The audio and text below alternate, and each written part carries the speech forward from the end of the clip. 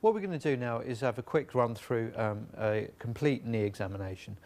So again, first thing you do is introduce yourself. Hi, my name's Fraz Hussain. Hi, I'm Sarah. Do you mind if I examine your knees? Yeah, that's fine. Is that okay? So if I'm just looking to start off with her sat down there, making sure she's got no walking aids around. If I can ask you to stand up for me, please, Sarah, and just face that way. So you're looking from the front of the knees, and what I'm looking for is any quadriceps wasting, whether her kneecaps are facing forward, looking at the alignment of her knees, whether she's got any valgus or varus deformity, and Sarah has got a normal 4 or 5 degree valgus alignment of her knees, looking at her feet to see if her arches are dropped, whether she has any valgus deformity of her feet. Can I get you to turn that way?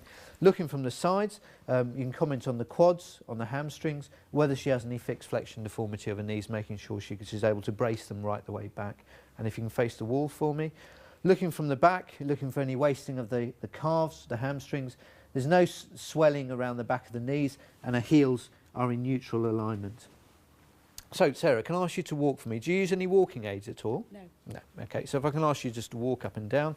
And what I'm looking for is a normal stance and swing phase in her gait, checking for any antalgic gaits. I'm also going to try to get right the way down into, well, she walks towards me, looking for any varus or valgus thrusts in her knee. Okay, can I ask you to pop up on the couch now? Now, in the exam, you just want to get them nice and relaxed. Ideally, I'd have her laying right the way flat. Looking at her legs, again, first thing you do is to make sure it's not painful anywhere. Are your knees painful or very tender anywhere? No. No, okay. Looking at her legs, I can see she's got no quadriceps wasting. Looking very carefully for any scars around her knees, I can't see any, and her skin appears normal distally.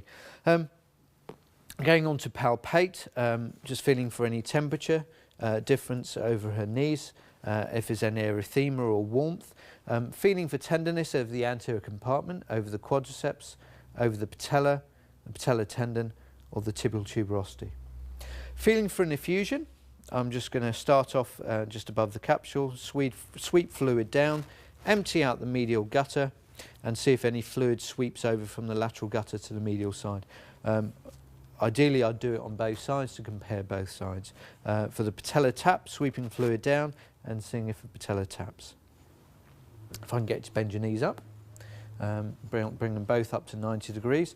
Bring the ankles together so they're at the same alignment. I'm getting right the way down and just seeing if there is any posterior sag. So she has no posterior sag. Going on to palpation. Palpating, starting off on the lateral joint margin and just seeing if she's got any tenderness around there. Is that tender anywhere? No. Always looking at the patient while I'm doing this. Over the patella tendon, tibial tuberosity, and around the medial side. Is that tender? Over the medial collateral ligament. And just feeling around the back of the knee. Is that tender anywhere? No. Okay, fine. Going on to move the knees, I'm just going to see if she's got any fixed flexion deformity, making sure her knees go nice and straight on both sides. Looking for an extensor lag. If I can get you to bend both your knees up, popping my arm behind and get you to straighten up both your knees. That's fine. In this one, you see she has no extensor lag. Flexion, starting off with active flexion. Can I get you to bend this right the way up? And this one. Okay. She's able to flex her knees to around 125 to 130 degrees. I can just about get her a jot further, but no further than that. Can I get you to straighten your knees out again? Feeling for any collateral ligament injuries? And I just take your knee, now get nice and relaxed for me. Okay. I'm just going to put some stress on your knee and just 20 degrees. I'm just seeing if it opens out. And she's got a 1 millimetre opening on the medial side with a firm end point. In full extension, it tightens up quite nicely. Feeling for the lateral collateral ligament, I'm just going to bring her across and just see if that opens up. You can get her into a figure of 4 and actually feel over the lateral collateral ligament as well. And you can feel it just above the fibular head, and that appears normal as well. Assessing the anterior cruciate ligament, I'm just going to do a Lachman's test, bend it up to about 20 degrees, and just see if the knee bends, if the tibia moves forward on the femur.